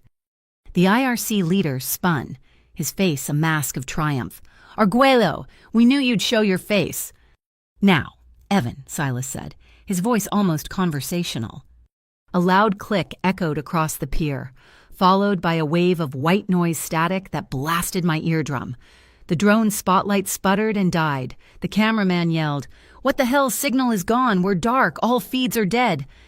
"It's a licensed BPC frequency jammer," Silas said into the sudden, confusing darkness. His voice was the only clear sound. "We have a permit for electronic counter-surveillance. You, however, do not have a permit to be on this pier." In the ensuing panic, I heard what mattered most, the roar of a heavy diesel engine. Captain Howe was making a run for it. The Buena Suerte was pulling away from the dock. "Evan," Silas snapped into his own mic, "he's yours." From the darkness of the canal, a second spotlight, low and powerful, snapped on, illuminating the fleeing freighter. Evan's low-profile interceptor boat roared to life, a sleek black shark cutting through the water. The chase was on. Silas grabbed my arm. His grip was like steel. "This way!" And he didn't run. He moved, pulling me with him, a fluid, unstoppable force, weaving through the maze of containers toward the land-side fence. Our exit was a narrow, elevated steel catwalk that ran between 2 warehouse roofs. "Up, us!" he commanded. We scrambled up the ladder, our boots ringing on the metal. We were halfway across, exposed, the wind tearing at us. "Stop!" A man, one of Barraza's crew who hadn't fled, was at the other end. He didn't have a gun. He had a heavy-wheeled metal toolbox. With a roar, he shoved it. It careened wildly down the icy catwalk. A 200-pound metal battering ram, aimed directly at me. I tried to dodge, but my foot slipped on a patch of ice. I went down hard, my hands scraping against the frozen grate. I had nowhere to go. In a fraction of a second, Silas was there. When he didn't push me out of the way, he covered me. His body became a shield. There was a sickening, wet thud of metal impacting flesh and bone. The toolbox smashed into his shoulder and back, the force of it knocking the wind from both of us. He took the entire impact. The caddy teetered and toppled over the side, crashing to the pavement 30 feet below. Silas grunted, a sharp, choked-off sound of pure pain, but he didn't move for a long second, his weight pinning me, protecting me. "Are you hit?" he rasped, his voice tight.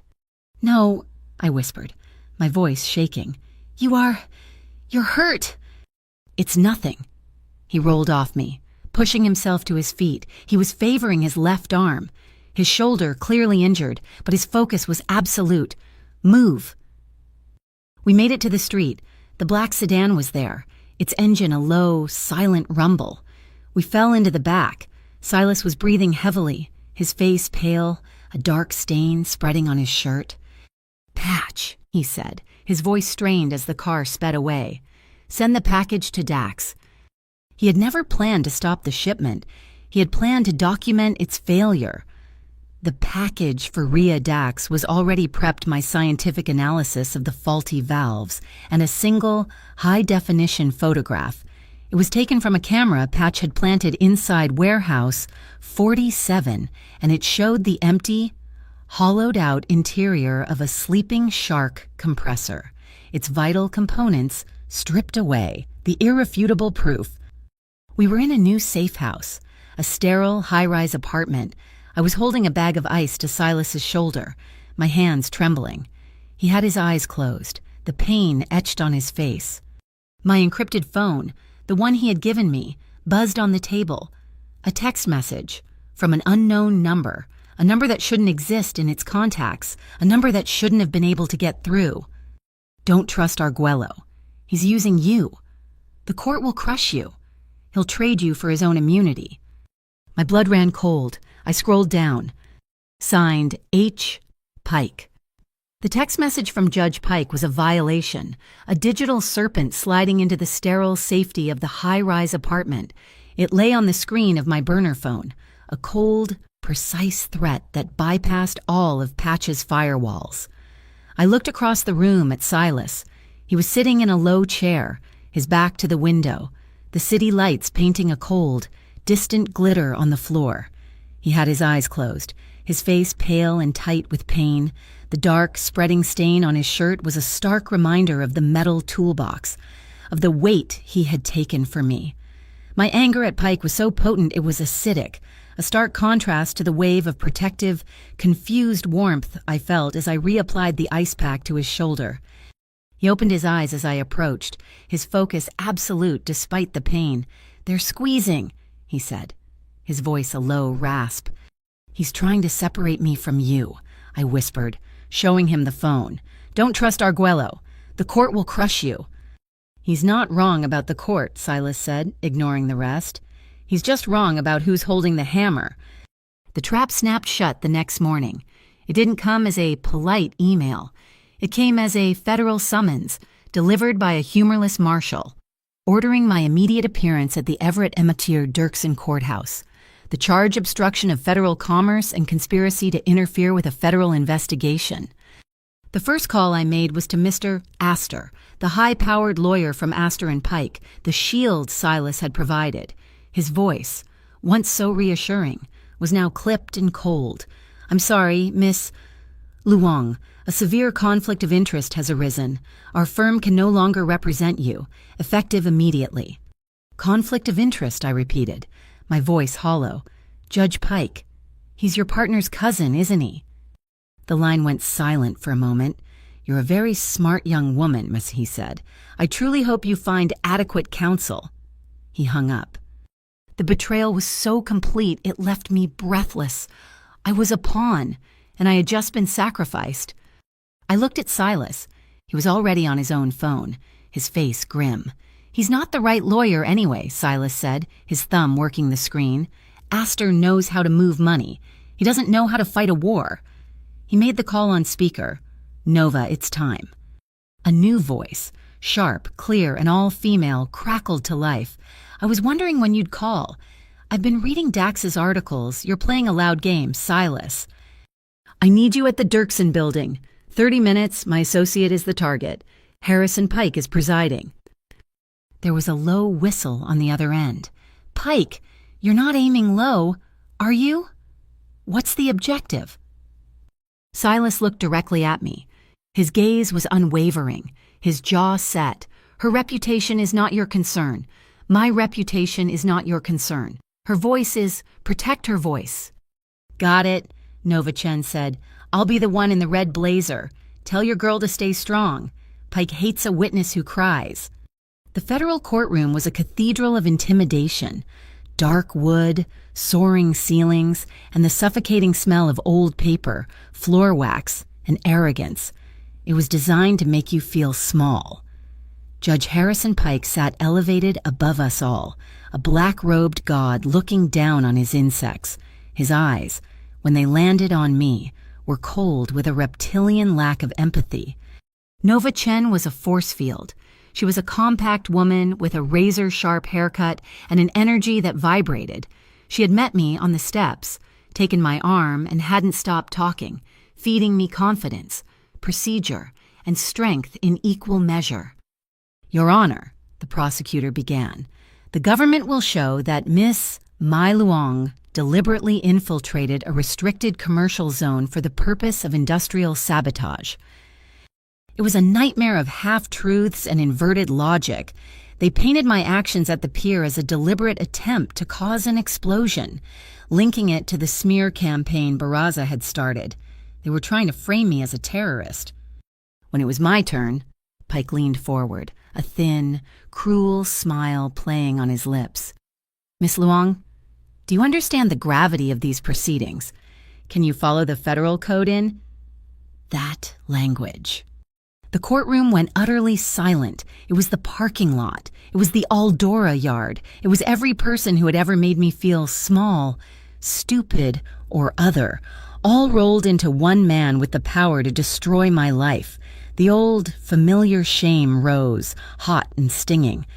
But then I saw Silas's face in my mind, heard his voice. "You're not weak." I thought of the men on the pier I had saved. I thought of Mr. Nguyen. I stood up straight, my hands clasped behind my back so no one could see them tremble. I looked directly at the judge. "I will answer in my English. Your Honor," I said, my voice clear and carrying to the back wall, "not in your contempt." A collective gasp went through the gallery. Rhea Dax, sitting in the press row, scribbled frantically. Pike's face turned a deep, blotchy red. Beside me, Nova Chen permitted herself the smallest, most predatory smile. "Your Honor," Nova said, rising smoothly, "my client did not obstruct commerce. She prevented a multi-casualty event." She unrolled a large diagram and placed it on an easel. It was the schematic I had drawn for Silas in the safe house, detailing the pier, the generator, the leaking valves, and the blast radius I had calculated. "This is not a guess. Your Honor, this is a blast yield and pressure tolerance map, drawn from memory by my client, who is a trained lab technician with a degree in chemistry. She didn't interfere. She performed a heroic emergency containment." The next blow came from an unexpected ally, the attorney for the Bureau of Proscribed Commerce, looking deeply uncomfortable, stood, "Your Honor, in light of this new information, the BPC wishes to submit new evidence." He held up a digital audio device.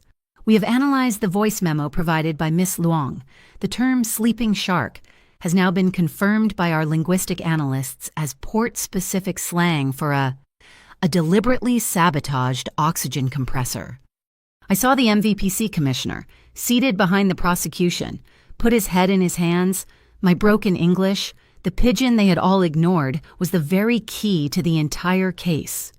Pike was losing control. He slammed his gavel. "This is a circus. This evidence is inadmissible. It is fruit of the poisonous tree. It was all gathered by dark, extra-legal sources." He was looking right at me, his eyes promising retribution. "Speaking of dark sources, Your Honor," Nova said, her voice cutting through his tirade. She held up her tablet. "I have just filed a public records declaration. It seems the Pike Foundation for Urban Renewal, a charitable trust of which you are the sole director, has received over $2 million in anonymous donations in the last 6 months." Pike went rigid. "That is irrelevant." "Is it?" Nova continued, her voice resonating with cold fury. because those donations trace back to a blind trust registered in the Cayman Islands. The same blind trust, Your Honor. That is the parent company of Cortez Barraza's Aldora Medical Supply. The room exploded. Reporters were literally scrambling over the benches to get to the aisle. Pike was pale, his gavel banging a frantic, powerless rhythm. A man in a sharp suit stood up in the back row. Your Honor, Robert Vance, City Integrity Unit. In light of this declaration, the CIU is opening a formal investigation into this court and its presiding judge, effective immediately. Pike roared for a recess, his face a mask of pure fury. The marshals cleared the room. I stumbled out into the grand, marble hallway, my legs dissolving beneath me. I was shaking so violently I had to lean against a pillar to breathe. The victory felt like a defeat, like I had survived a car crash. He was there, Silas, standing 20 feet away, honoring the public space, the prying eyes, the cameras. He was a still point in the chaos. Evan Rook, a silent shadow, handed him a bottle of water and a small packet of tissues. Silas walked over, his injured arm held stiffly at his side, and offered them to me. His eyes were not the eyes of a mob boss. They were just proud. "You're not a case, Mai," he said, his voice so low only I could hear it. "You're not a file to be traded. You are the only one in that room who is making them listen." The recess was short. When we were called back in, Pike's face was a terrible, mottled gray. He was a cornered animal.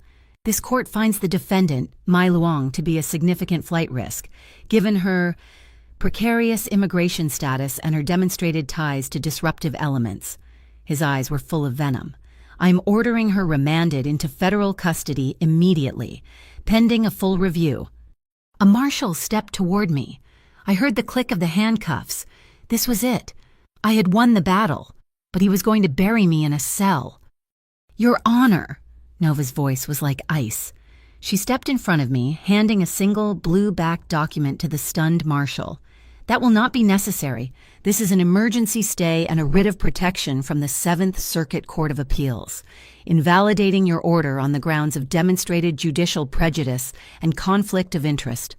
She had predicted it. Silas had predicted it. While Pike was building my gallows, she had been at a higher court, dismantling it. The marshal looked at the document, looked at Pike, and stepped back. We walked out of the courtroom. We walked right past Harrison Pike, who sat there, powerless, his gavel in his hand, a man already in his grave. The steps of the courthouse were a sea of cameras. Rhea Dax was at the front, her phone held high, her voice ringing out. "This is Mai Luong, the woman whose voice they tried to silence." That voice, that accent, is the reason a federal judge is under investigation and a catastrophe at the docks was averted. My personal phone, buried in my pocket, buzzed over and over. A new hashtag was trending. Her accent saved lives. My eyes searched the crowd, past the lights, to the shadows of the alley across the street. He was there, his collar turned up against the wind, his left arm now cradled in a discreet black sling. Silas wasn't looking at the cameras.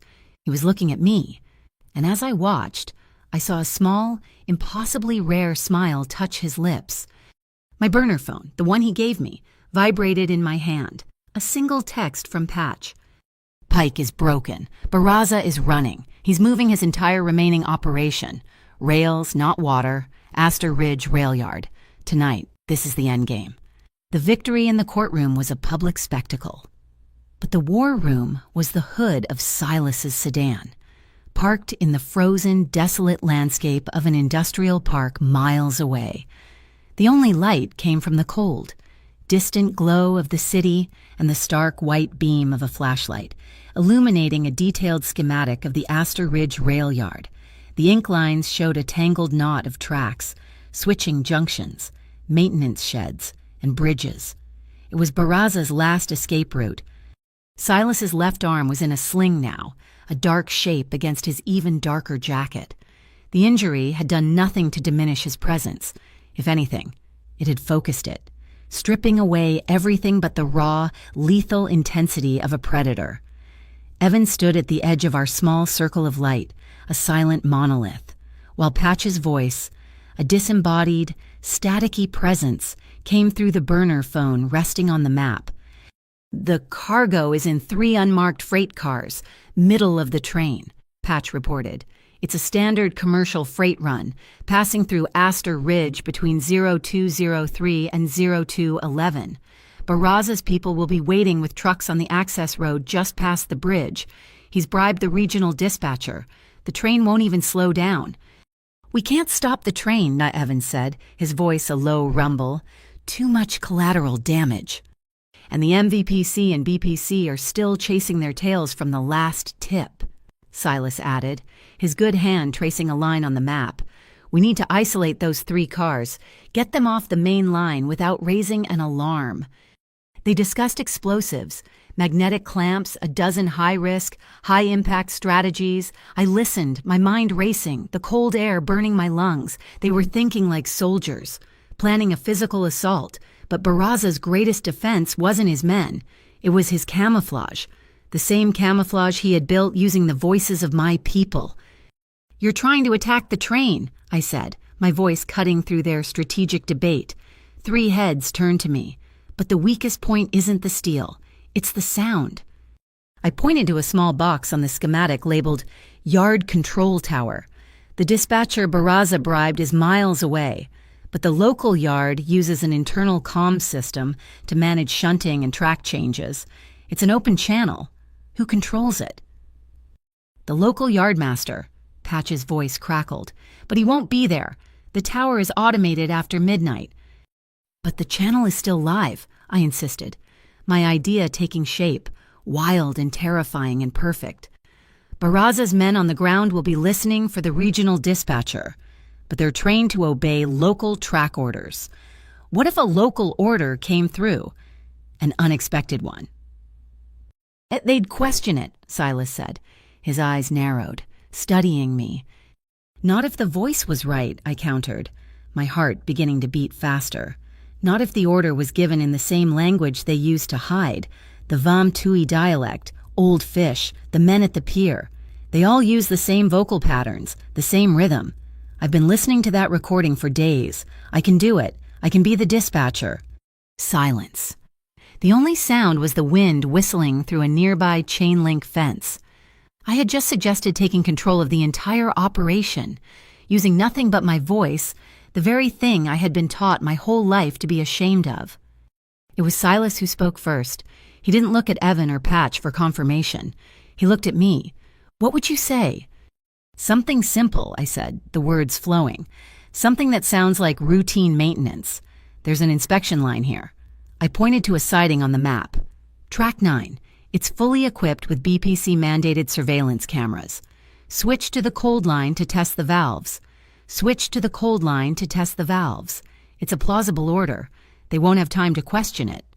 Evan looked skeptical, but Silas nodded. A slow, deliberate motion. The trust in his eyes was absolute. "Patch, can you get control of the switching board for track 9? "Already in," Patch replied, a hint of admiration in his static-laced voice. "Good," Silas said. He looked at me. "A commander handing over the keys to the kingdom. The microphone is yours. Evan, you'll take the perimeter. I'm with her." He folded the map. "Patch, send our friends at the MVPC and BPC an anonymous tip, a big one, about a major contraband shipment at the South Chicago depot. Send them in the wrong direction." The control point was the roof of a derelict maintenance shed overlooking the main track. The wind was a physical force up here, trying to tear us from our perch. Silas gave me a pair of powerful binoculars, his fingers brushing mine in the dark. His touch was a spark of warmth in the freezing night. He stood beside me, a dark, solid presence, his good arm resting on the parapet, watching the tracks. He was my shield, my anchor. At 0202 we saw it, a single bright headlight, a cyclops' eye appearing out of the darkness to the east. The ground began to vibrate, a low, deep thrum that grew into a ground-shaking roar.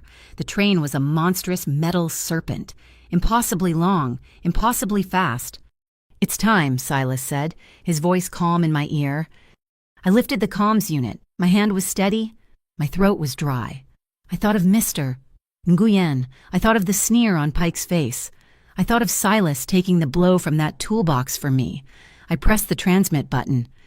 The accent came naturally, a ghost of my grandmother's voice. I roughened the edges, added the clipped, maritime rhythm. Control to freight 774. Switch to the cold line to test the valves. Repeat, divert to track 9 for valve pressure test. For a horrifying second, nothing happened. The train continued to thunder toward us. Then, with a deafening screech of protesting metal, the switch on the tracks ahead of us shifted. The massive locomotive veered off the main line, its cars lurching behind it, and rumbled directly onto the inspection track. It rolled to a perfect, hissing stop directly under the bright, unforgiving lights of the BPC surveillance cameras. Down on the access road, chaos erupted, headlights flashed, car doors slammed. Barraza's men, expecting a smooth pickup, were now faced with a train parked in a government-monitored cage. "The gates," Silas ordered into his mic. "Now, patch." With a clang that echoed across the yard, heavy iron gates descended at both ends of the inspection line, trapping the freight cars. At that exact moment, from the opposite direction, a new constellation of lights appeared, a swarm of red and blue. The MVPC and BPC, having realized their tip was a dud, had been redirected by Patch at the last second. They weren't raiding, they were responding to a train that had illegally stopped in a secured federal inspection zone. They had arrived at the right place, at the right time, for all the wrong reasons. We saw Barraza's car, a black SUV, peel out from the access road, tires screaming, and race toward the Astor Bridge, the only other way out. "Let's go," Silas said. He was already moving. Our vehicle was an ATV, a stripped-down, powerful machine hidden behind the shed. I climbed on behind Silas, my arms wrapping around his solid torso. He didn't flinch, even with his injured shoulder. He gunned the engine, and we shot out into the night, cutting across the frozen, rutted ground, a shortcut straight for the bridge. The wind was a physical blow, stealing the breath from my lungs. I buried my face in his back, the scent of cinnamon and cold leather filling my senses. We hit the ramp to the bridge just as Barraza's SUV skidded onto it. The surface was a sheet of black ice. The SUV fishtailed wildly, the driver fighting for control. Then, from the far end of the bridge, a pair of headlights flared to life. Evan. He had circled around, his sedan now a solid black wall blocking the exit. Barraza's SUV screeched to a halt, trapped. Silas brought the ATV to a stop a few yards away. The confrontation was set. Barraza stepped out of the car, his face a mask of incandescent rage. "Arguello, you're a dead man. Your assets are frozen. You have nothing." Silas dismounted slowly, his movements stiff but deliberate. He walked to the center of the bridge, the wind whipping his coat around him. I stayed by the ATV, my heart pounding.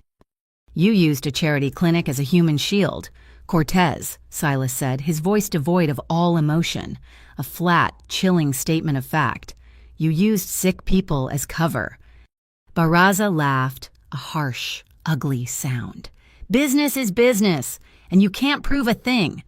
My man Pike has you tied up in so much legal red tape, you'll be dead before you see the inside of a courtroom." He pulled a small digital recorder from his pocket and held it up.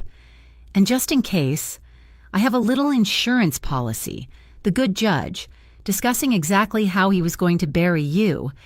This gets me a deal, and you get a life sentence." My mind went into overdrive.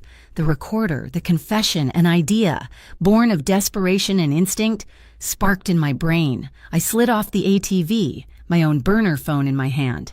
I hit the speakerphone icon and called the only other number in its memory.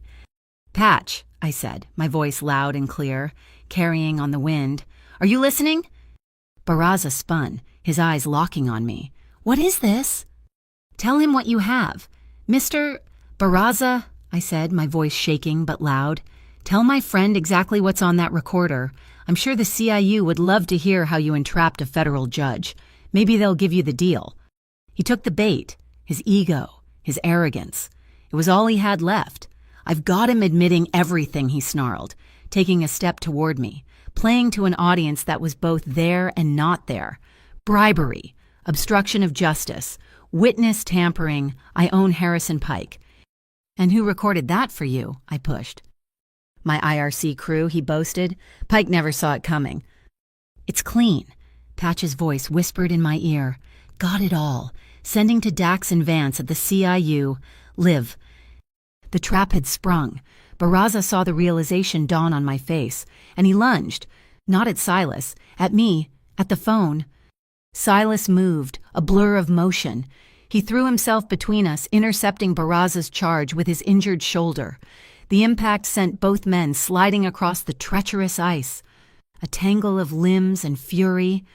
Before Barraza could recover, a shadow descended. Evan was there. One swift, brutal, silent motion, and Barraza was on his face, his arm locked behind his back. The fight was over. The sirens grew closer, then faded as the authorities took Barraza into custody.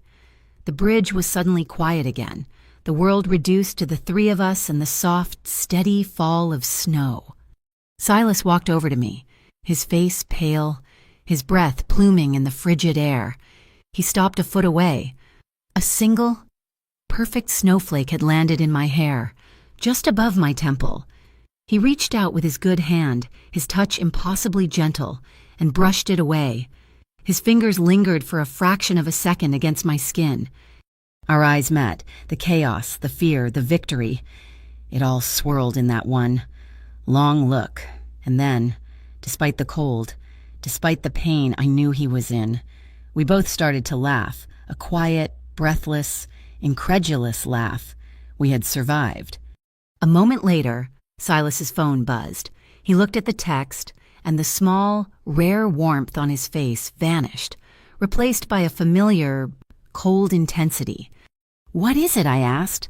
He looked up from the screen, his eyes meeting mine. "That was Patch. Harrison Pike cleared out his office an hour ago. He told his clerk he was going hunting in Canada." He slipped the phone back into his pocket. "It's not over. He's the loose end." 3 months can change the texture of a city. The gray, fear-choked winter had given way to a tentative spring, the ice on the river breaking up into sluggish, shifting plates. Cortez Barraza's empire had crumbled under the weight of federal indictments, and legitimate shipments of oxygen were once again flowing to the community clinics of Lower Calumet. The cloud of suspicion that had hung over the Vietnamese community had lifted, replaced by a quiet, resilient pride. Tonight, that pride was a tangible thing, a warm, bright sound filling the community hall of Father Ann's church. It was a fundraiser, a night of voices, celebrating the neighborhood's recovery. I stood at the podium, the microphone in front of me, looking out at the sea of familiar faces. Mr.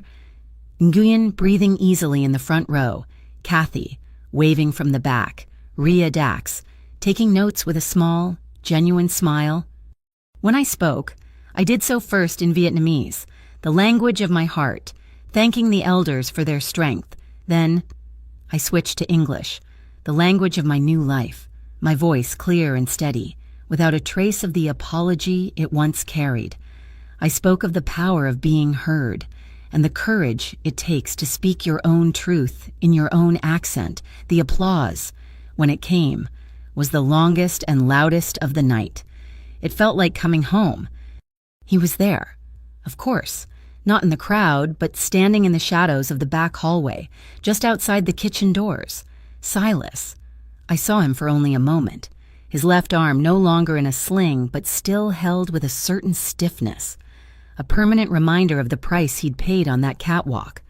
He had started letting Evan take nights off, had been seen having lunch in daylight, small, tentative steps out of the world of shadows he commanded.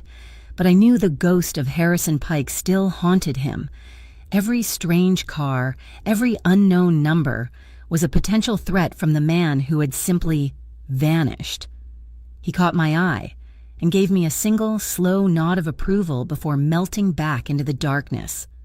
Later that night, I was at Lock and Page, locking up after the last of the volunteers had gone home. The street was quiet, washed in the soft, hazy glow of the streetlights. A black sedan turned the corner. It moved without a sound, a familiar, predatory grace, and glided to a stop directly in front of the bookstore. My hand froze on the key. The tinted rear window slid down. It was Harrison Pike. His face was thinner, his eyes holding a wild, desperate glint, but the arrogance was still there, curdled now into pure venom. "Your voice," he said, his words a venomous hiss. "That ridiculous, broken voice cost me my career, my life." He gestured with a gloved hand to the empty seat beside him. "Get in the car."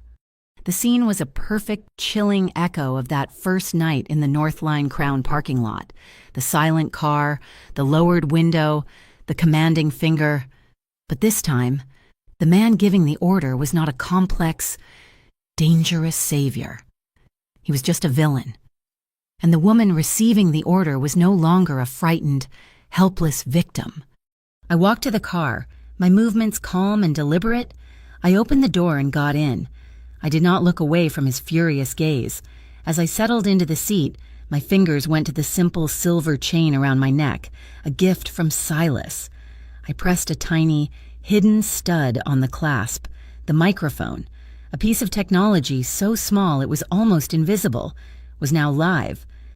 "Mister, Arguello is a practical man," Pike sneered as the car pulled away from the curb. "He'll trade you for his own peace. A man like that always cuts his losses." I looked at him, at the self-satisfied smirk on his face, and I felt not fear, but a profound, cold pity. "You're still speaking in contempt, Mr. Pike," I said, my voice even. "You should know by now. It's not a language I respond to." His face tightened. He clearly expected me to beg, to cry. My refusal to play the victim was a deep, personal insult. He drove in a tense, angry silence, and I knew exactly where we were going. The circle had to be closed. We pulled to a stop in the empty, wind-swept parking area of the Halberd Bridge, the same spot Silas had stopped for me on that first snowy night. The city lights glittered on the dark, flowing water below. "This is where your little fairy tale ends," Pike said, getting out of the car. But he was wrong. This was where his ended.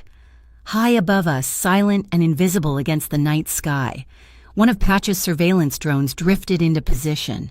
At both ends of the bridge, Evan Rook and a second car quietly blocked the entrance ramps, and in the shadows beneath the bridge's massive steel arches, two unmarked vans from the new, reformed MVPC waited, their engines off.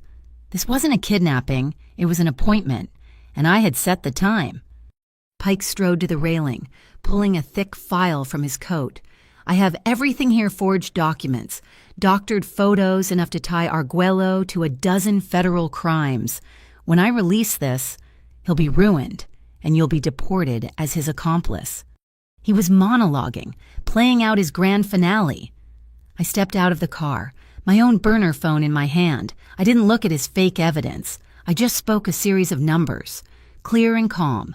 "Patch, execute file 774. It was the code for Barraza's rail yard confession. From a hidden speaker on the drone above, Barraza's voice, raw and arrogant, suddenly blasted into the night. "I've got him admitting everything bribery, obstruction of justice. I own Harrison Pike." Pike froze, his face a mask of disbelief and horror. He spun around, looking for the source of the sound, his trap collapsing into a cage around him. And then, just like that first night, he appeared. Silas.